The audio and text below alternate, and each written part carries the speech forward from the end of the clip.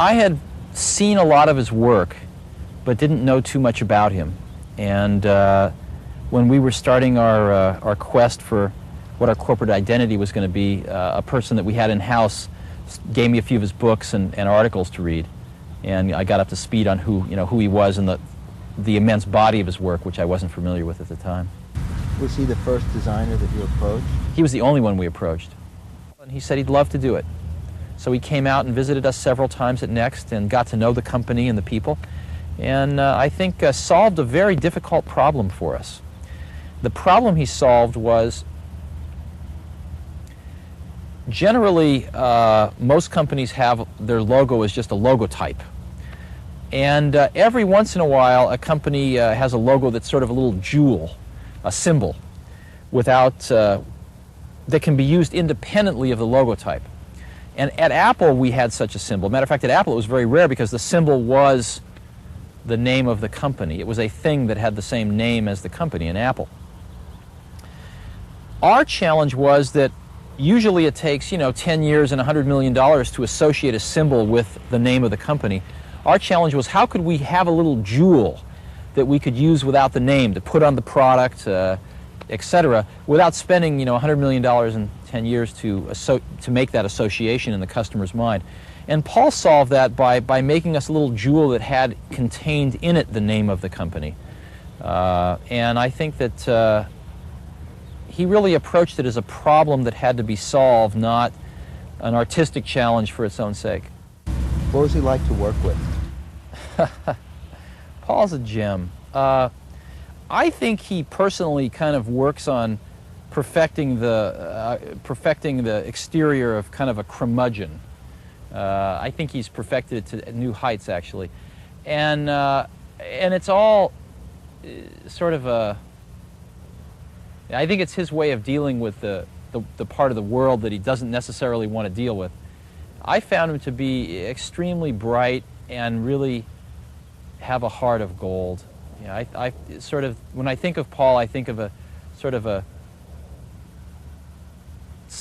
slightly tough exterior and a teddy bear inside.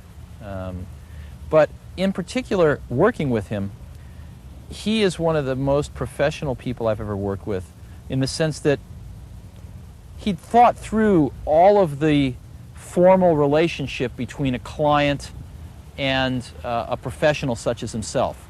Obviously very deep thoughts about this, and therefore he had very clear conclusions about what the relationship meant to both parties and how it should be conducted.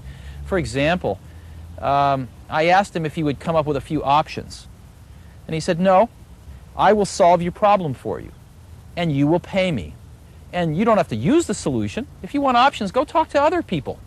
But I'll solve your problem for you the best way I know how, and you use it or not, that's up to you. You're the client, but you pay me." And there was a clarity about the relationship that was refreshing. And again, really obviously the result of thinking about that relationship for many years or decades. And it was evident in several types of things that came up throughout the relationship.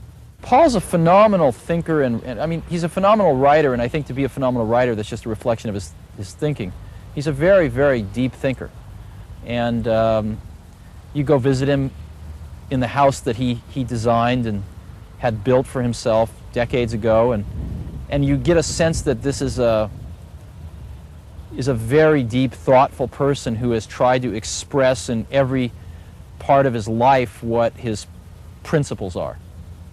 And you don't meet so many people like that today. How would you describe his principles?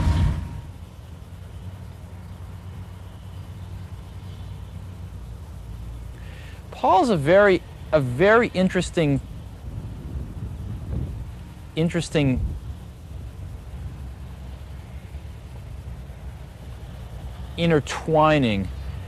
of a pure artist and somebody who is very astute at solving business problems. And you wouldn't normally, it's much easier to think of him as an artist, but I actually think of Paul as much as a as a business problem solver as I do an artist. And it's the marriage of those two things that I think, the very, very practical and the artist, that is unique.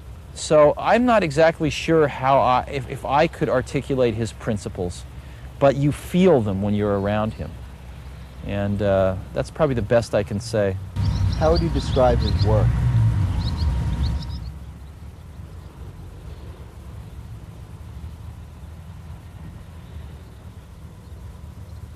His work for me is very emotional, and yet when you study it, it's very intellectual for me. And so if you scratch the surface on any of his work, you find out the depth of the intellectual problem solving that's taken place. And yet when you first see it, it's wonderfully emotional.